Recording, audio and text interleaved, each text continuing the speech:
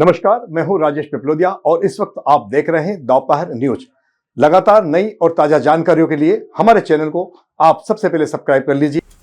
राज्य सरकार के द्वारा स्कूली शिक्षा को बेहतर बनाने के उद्देश्य से police housing board Madhya Pradesh के द्वारा इंदौर जिले में 7 सांदीपनि विद्यालय भवनों का निर्माण किया जा रहा है।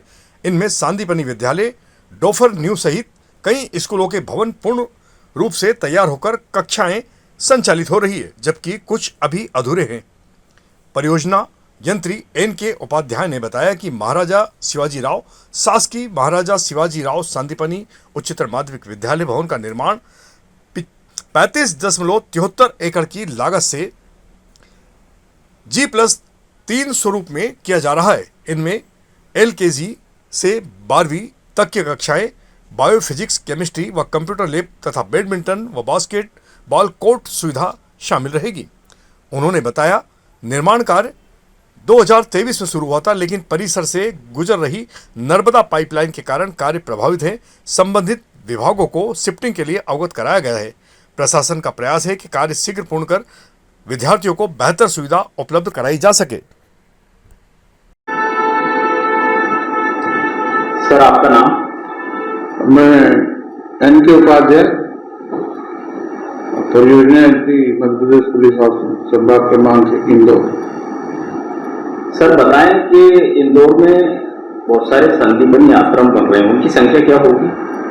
हमारे यहाँ 7 स्कूल बन रहे हैं जी, सांदीपनि विद्यालय। तो इंदौर में कितने बन रहे हैं? इंदौर में ही 7 हैं, वैसे तो बाहर भी है, नागदा वगैरह है। इंदौर में 7। अपन शहर की बात करें, इंदौर शहर में हमारा जैसे मऊ, मल्हार आश्रम, अहिल्या आश्रम, एक मऊ नाका बन रहा था जो कि अभी बंद है किन्हीं कारणों से, और देपालपुर है, सांवेर है। तो अपन सबसे पहले शिवाजीराव सांदीपनि विद्यालय की बात करें कि उसका निर्माण कब शुरू हुआ और कब पूरा हो सकता है?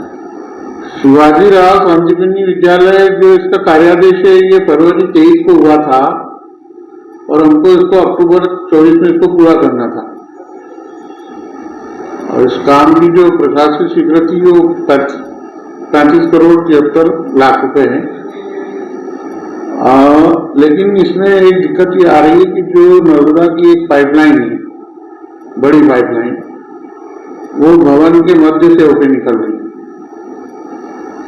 और इस संबंध में फरवरी 23 में ही हमारे द्वारा राशि जमा कर दी गई थी नगर पालिका निगम में, लेकिन वो लाइन अभी तक शिफ्ट नहीं हुई। और इस संदर्भ में जो तत्कालीन अधिकारी थे यहाँ, और मेरे आने के बाद मैंने भी प्रयास किए हैं, कलेक्टर साहब से भी मिले हैं, कमिश्नर साहब नगर निगम से भी मिले हैं, और उसको शीघ्रता से हटाने के लिए हम लोग प्रयासरत हैं। अभी जो 7 दिन पहले भी मिला था कमिश्नर साहब से, और मैं संबंधित एजेंसी से भी बात की है। उनका कहना है कि अभी गर्मी का समय चल रहा है, उस लाइन को पूरा खाली करना पड़ेगा, शट डाउन करना पड़ेगा, तो उसमें 2-3 दिन का समय लगेगा। क्योंकि गर्मी का मौसम है तो लोगों में परेशानी होगी, इसलिए कुछ वो विचार कर रहे हैं। मुझे आश्वस्त किया है कि हम जल्दी करवाते हैं। जैसे वो लाइन हटेगी, हमारा काम जो बचा हुआ है उसको हम तेजी से करेंगे। इसके साथ कुछ अतिक्रमण है जिनको हटाने के लिए भी शासन का सहयोग हमको मिल रहा है, और हमने उसका ये जो है कि ध्वस्तीकरण का टेंडर भी लगाया हुआ है, लेकिन कुछ 2-3 लोग भी हट नहीं रहे हैं वहाँ से, तो वो भी प्रशासन के सहयोग से उनको हटा के वहाँ पे भी हमारा वाटर टैंक और दूसरा काम होना है, तो वो हम करेंगे। और ये भवन जो है 4 मंजिला है और इसमें LKG से लेके 12वीं तक की कक्षाएं लगेगी। सारी सुविधाएं हैं इसमें, सारी लैब्स हैं, bio lab, physics lab, chemistry lab, computer कक्ष जो है प्रिंसिपल साहब, असिस्टेंट प्रिंसिपल साहब के बैठने के कमरे वगैरह, फायर फाइटिंग की व्यवस्था है पूरी। साथ ही बैडमिंटन कोर्ट, बास्केटबॉल कोर्ट वगैरह भी बनाए जा रहे हैं। तो मिला के शासन की बहुत अच्छी योजना है। और स्कूल बनने के बाद आप सभी देखेंगे कि काफी अच्छा वहाँ का वातावरण रहेगा और काफी अच्छा भवन हम बना के देंगे और प्रयत्नशील हैं कि बहुत अच्छा हम बना के दें। स्कूल की ऐसी कितनी बिल्डिंग बन रही है और कितना मंजिल? अलग अलग जगह जमीन के हिसाब से और जो उनकी ग्रेडिंग है स्कूलों की वो भी अलग अलग है। तो बड़ा अपन शिवाजी राव की बात कर। हाँ, शिवाजी राव में कितनी बिल्डिंग बन रही है? शिवाजी राव में एक मुख्य भवन है और उसी में G+3 है, 4 मंजिले, उसमें LKG से 12 तक है। और उसमें मल्टीपर्पज हॉल भी रहता है, लेकिन उसमें जो पुराना भवन है उसका मल्टीपर्पज हॉल, उसको हम डेवलप करेंगे, उसको रिनोवेट करेंगे, वो भी हमारे इसमें शामिल है। साथ ही पुराना भवन है उसको भी हमको रिनोवेशन करना है। तो काम जैसे इस सत्र में शुरू हो, वो चालू हो जाएगा, स्कूल अगर चाहे तो अपन हैंड ओवर कर सकते हैं। हाँ, हमारे ऐसी व्यवस्था है कि शासन ने ऐसी व्यवस्था बना रखी है कि जो भवन पूरे हो गए हैं उन भवन में कक्षाएं संचालित की जाए। तो लेकिन अब यहाँ का तो पुरानी हमारे कुछ भवन हैं ऐसे, जैसे देपालपुर है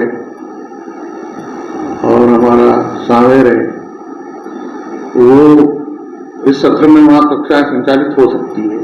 मऊ में हो रही है कक्षाएं संचालित और अहिल्या आश्रम में हो रही है। बाकी जो भवन हम पूरे करेंगे तो उसमें उसको ऐसे प्रोटोकॉल करा के जो भवन आंशिक रूप से स्थानांतरित कर देंगे और जो जिस भवन से पुराने भवन को खाली करेंगे उसमें हमको उसको रिनोवेट करना है तो हम तभी कर पाएंगे जब ये भवन खाली हो जाता है।